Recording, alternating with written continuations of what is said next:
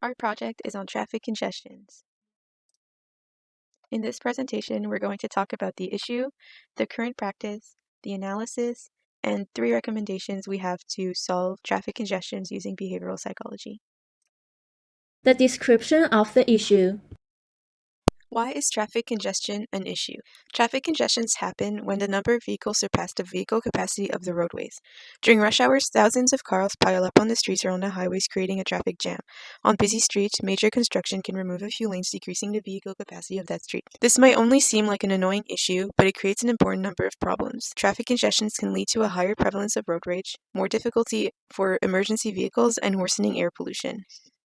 When a person is trying to get to work on time but is stuck behind hundreds of cars moving very slowly, their patience might already be somewhat short.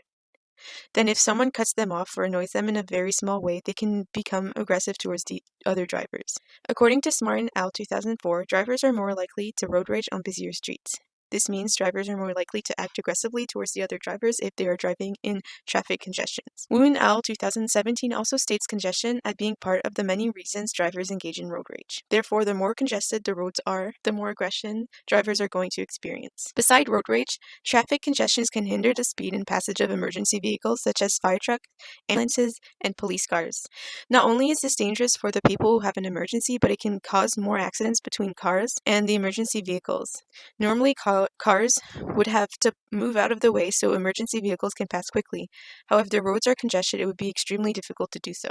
Therefore, this is another reason why traffic congestions are an issue in most big cities. Lastly, since there are a high density of vehicle driving at once, it is possible for the air quality of the surrounding areas to decrease. In fact, mothers that live near traffic congestions, such as busy intersections, have 1.7 times higher chance to give birth to a baby with low birth weight than mothers that live further from congestions. This means the emissions from the vehicles in congestion, which include CO2, CO, and NOx, and more, can affect mothers' pregnancy and the infant health. However, it is not only infants and mothers that are affected by this pollution.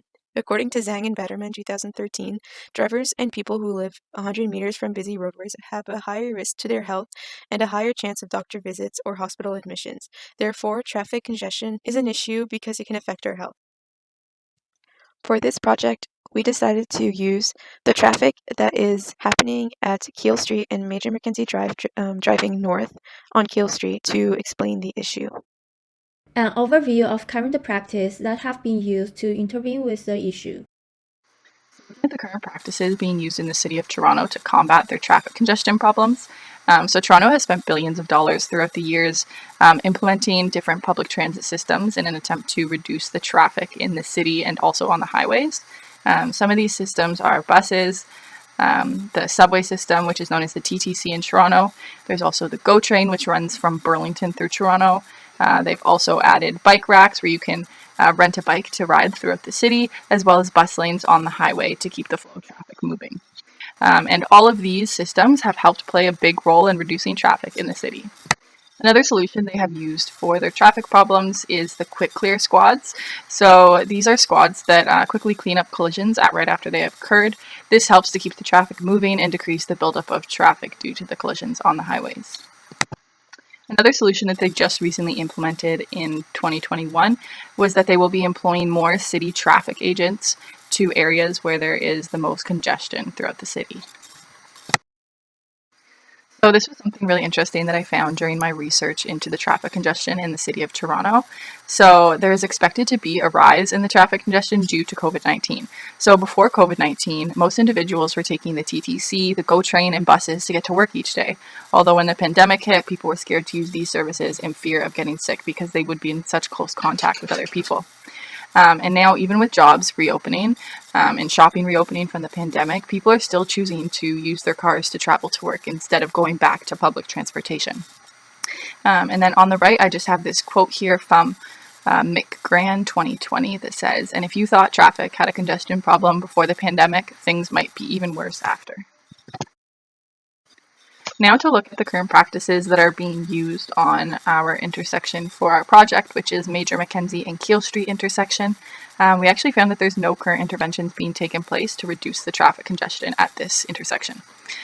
We did determine from John Thompson that there are plans in the following 2 years to create interventions to reduce the traffic congestion, although we are unsure of what these interventions will be. Analyze the issue from a behavioral perspective. Macro contingency will be used to analyze the issue. This is because the issue is caused by more than one individual's behaviors, all whom have similar topographies of braking the car and waiting for the traffic light to cross the intersection, and whose behaviors do not interact or interlock with each other. The first issue is that vehicles trying to turn left must wait for a safe gap in oncoming traffic, resulting in the lane being locked for cars behind that are trying to go straight. The reason is that the length of the left turning signal is too short to allow all cars that want to turn to go through, therefore spilling over cars from the left turn lane into the straight lane. Let's take a look at a specific example. The green light is on, and the car A is in the left turn storage lane trying to turn left. However, the car is forced to stay still. The antecedent of person A's behavior of braking is that he's trying to turn left, but the left turn signal is already down. So, he had no time to turn left and has to wait for a safe gap. The consequence is waiting for a longer time. The second issue is that buses have to make a stop to pick up passengers on the right lane and congest the lane behind them. There are no bus turnouts at the intersection stop, so all buses stop on the right lane.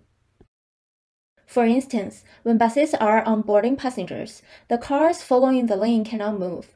Person B in car B is braking because the antecedents of the bus stopping in front of his car. As a consequence, he has to wait for a longer time to drive through the intersection. The third issue is that many cars are trying to access the popular bakery located near the northwest side of the intersection in a small plaza. They do so by turning left through a small lane without traffic lights and a dedicated left turning lane. The person C in car C is braking because of the antecedents that she is trying to turn left into the small plaza through Golden Spruce Lane where there are no traffic lights. She must wait for a safe gap to turn. The consequence of her behavior is waiting for a longer time. During rush hours, the more people in cars engaging in similar behaviors of braking, the more people have to wait longer to cross the intersection, the greater the resulting cumulative effect of traffic congestion. In the analysis of macro contingencies, this cumulative effect is called a social issue. Some recommendations using behavioral psychology to intervene with this issue. Our first recommendation for this issue is to increase the time frame for the left turn signal during rush hour. The left turn signal is a discriminative stimulus for cars to turn left and also a discriminative delta for cars to go straight. If the left turn signal is left on for a longer time, incoming cars will stop and more cars waiting to turn left can do so, clearing out the left turning storage lane so the overflowing cars do not block the straight lane. This leads to less cars braking and contributing to the traffic congestion. The second recommendation is building bus turnouts around the intersections.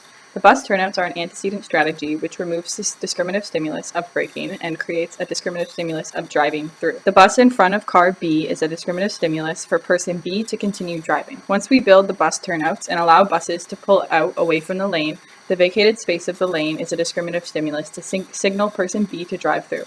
As a result, the persons who are in similar situations to person B can drive through without waiting, and overall, less people in cars will be braking, and traffic congestion should improve. The third recommendation is blocking the small entrance on Golden Spruce Lane and set up a sign to guide cars that want to left turn through to Keele Road. Compared with the small entrance on Golden Spruce Lane, Keele Road's entrance is wider and has a traffic light. This allows cars wanting to turn left to do so without waiting for a safe gap, and also prevent blockage of the street lane for following cars. Blocking the entrance on Golden Spruce Lane plays a role in removing SD of entering in Golden Spruce Lane. Cars attempting to access will have to look for alternatives. Setting up the sign to redirect traffic to Keele Road plays a role of visual prompt. Consequently, cars trying to turn left will use the left turning lane present and will have a smoother and a faster time driving through the intersection.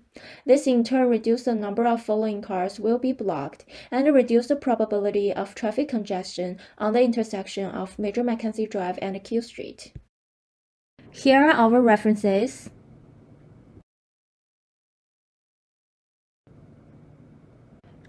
If you have any questions, feel free to email us. Thank you for watching our video.